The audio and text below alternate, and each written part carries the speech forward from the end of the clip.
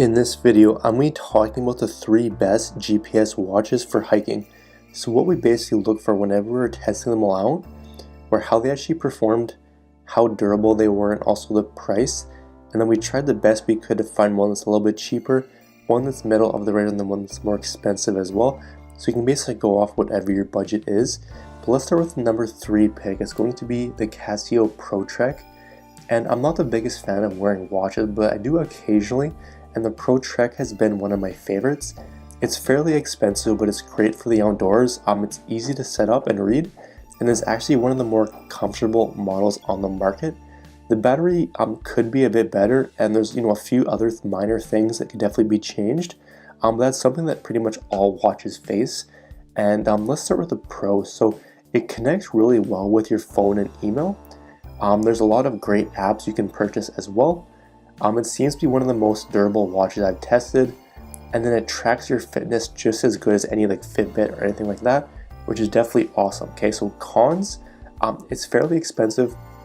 The battery life isn't the best. It's around 12 hours or longer if you do turn it off, but it's about like 10, 11, 12 hours if you're have it on all the time on GPS mode. But if you do turn it off every now and then, it'll definitely last longer. And then you'll have to recharge it, and it isn't a huge deal, but it's definitely something to note. And I like to see it have, and store music, so you can play music on it. Some of the watches out there do. And I do think that if you're going to have, an expensive price tag on it, you should probably have music on it. But those are kind of the 3 main things I didn't like about it. But let's start with number 2. It's going to be the Garmin Instinct. And this is a much cheaper watch, but it still has super high quality and offers a lot of the same features as the high-end models. It doesn't allow you to read maps or anything like that, but it does give you course navigation, GPX routes, elevation data, storm alerts, and also the trackback function, which is definitely awesome. The watch is going to last about 2 weeks in wash mode, and then about 15 hours in GPS mode, which is actually a little bit better than the previous, and that's why I have it ranked number 2. But let's cover some pros. So it's a lot more simple and easy to use. It's way less expensive. It's easy to read. And then it's not overly big like a lot of the other ones out there. Cons, the fitness tracking isn't as good as the high-end watches, but it is close. The strap wasn't the most comfortable, I noticed. And then like a lot of the other watches, the app can sometimes glitch, but obviously it wasn't a huge problem. It still worked fine. But those are kind of the main 3 things I didn't like about it. But let's talk about the number 1 pick.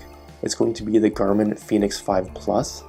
But this is one of the highest quality watches on the market, and it's ranked number 1 for me because it offers so many different features for hiking, trail running, cycling, swimming, and paddleboarding, and a few other ones as well. But the Fenix gives the most data as well and allows you to upload GPX routes using Garmin Basecamp. It gives you topographic maps and also places of interest, so definitely is really useful. And then you're gonna have somewhere around 10 days of watch mode and then 8 hours of GPS and music. It's nice to have music, but the battery isn't going to last as long as the other 2, and that's kind of the main drawback to it. But even 8 hours is definitely respectable. Pros, it has physical buttons instead of the glitchy touchscreen, which I definitely really liked. It's the most reliable of the 3 and offers the most data, and then it's super useful for a wide range of activities. Cons, it's a premium watch with a premium price tag on it. It sometimes took a bit of time to connect to your phone. And then it takes quite a bit of time to fully understand how to use it, just because it has so many different features, more so than the other 2. It definitely does take quite a bit of time to go through the manual and fully understand how to actually use it and how to use all the functions. But those are kind of the 3 main cons to it. But definitely, if you are able to pay up for it, definitely my favorite one.